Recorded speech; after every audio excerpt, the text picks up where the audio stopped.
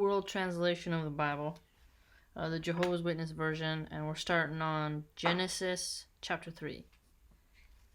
Now the serpent proved to be the most cautious of all the wild beasts of the field that Jehovah God had made.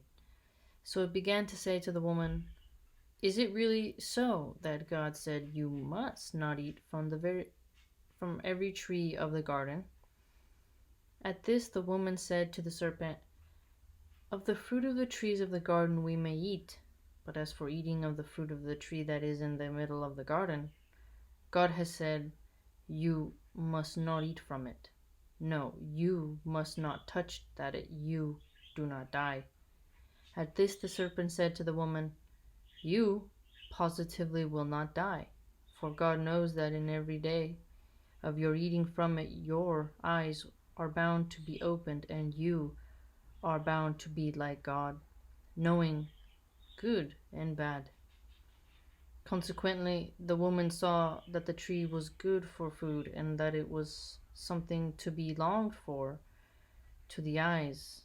Yes, the tree was desirable to look upon. So she began taking of its fruit and eating it. Afterward, she gave some also to her husband when with her, and he began eating it. Then the eyes of both of them became opened, and they began to realize that they were naked. Hence they sewed fig leaves together and made loin coverings for themselves. Later they heard the voice of Jehovah God walking in the garden about the breezy part of the day.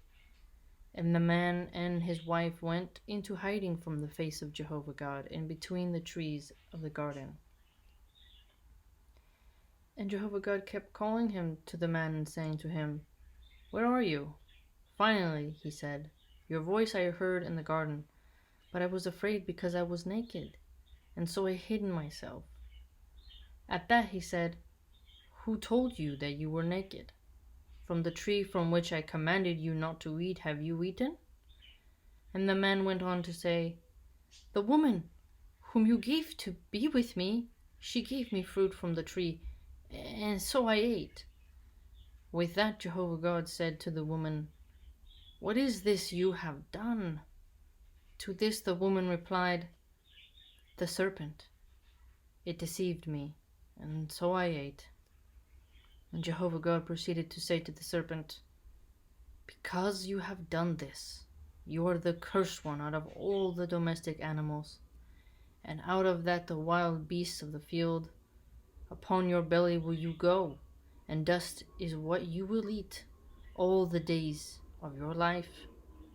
And I shall put enmity between you and the woman, and between your seed and her seed.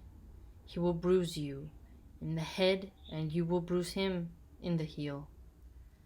To the woman he said, "I shall greatly increase the pains of your pregnancy. In birth pangs you will bring forth children, and your craving will be for your husband, and he will dominate you."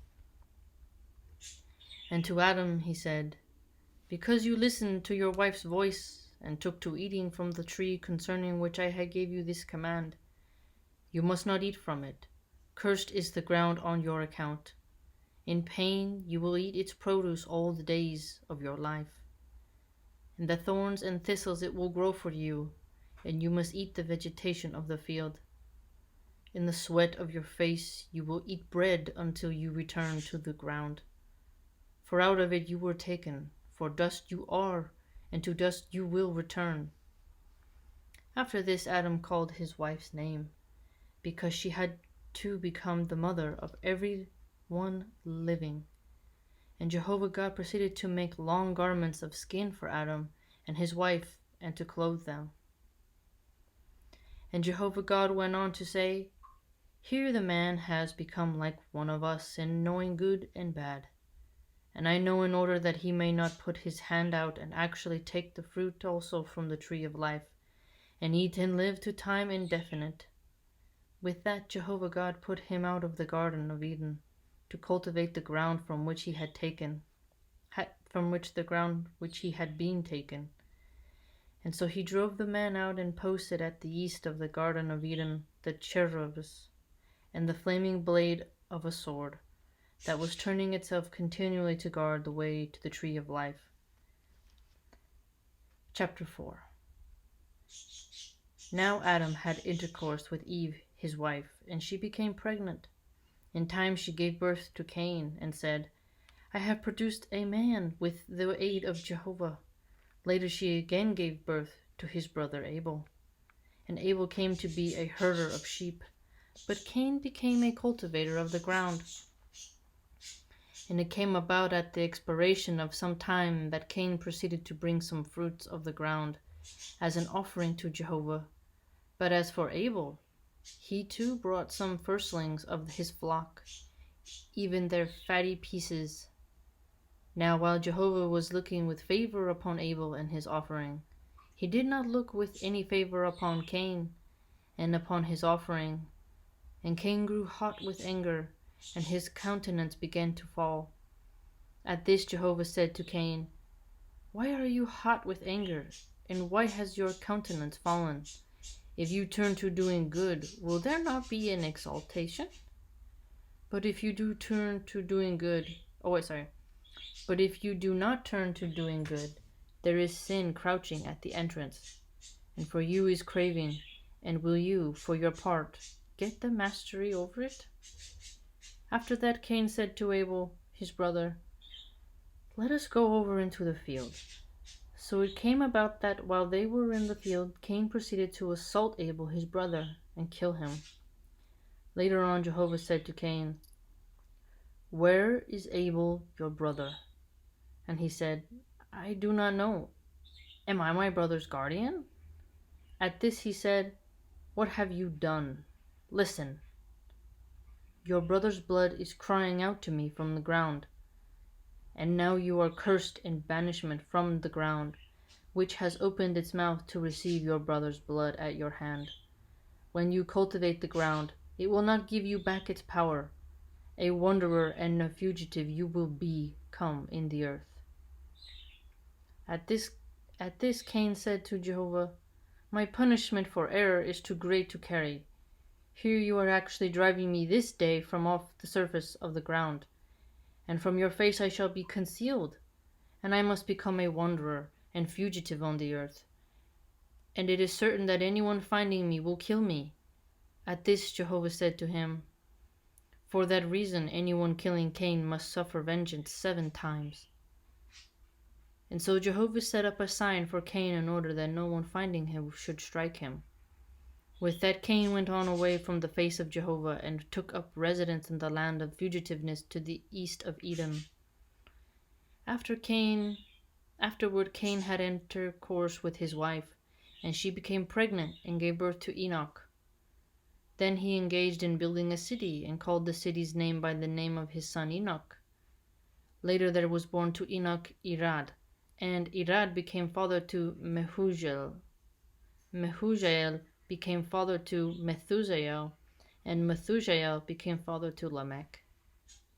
And Lamech proceeded to take 2 wives for himself. The name of his first was Adah, and the name of the second was Zillah. In time Adah gave birth to Jabal. He proved to be the founder of those who dwell in tents and have livestock. And the name of his brother was Jubal. He proved to be the founder of all those who handle the harp and pipe. As for Zillah, she too gave birth to Tubal-Cain, the forger of every sort of tool of copper and iron. And the sister of Tubal-Cain was Naamah. Consequently, Lamech composed these words for his wives, Adah and Zillah. Hear my voice, you wives of Lamech. Give ear to my saying. A man I have killed for wounding me. Yes, a young man for giving me a blow.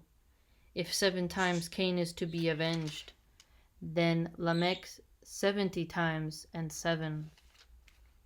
And Adam proceeded to have intercourse again with his wife, and so she gave birth to a son and called his name Seth, because, as she said, God has appointed for me another seed in taking place of Abel, because Cain killed him.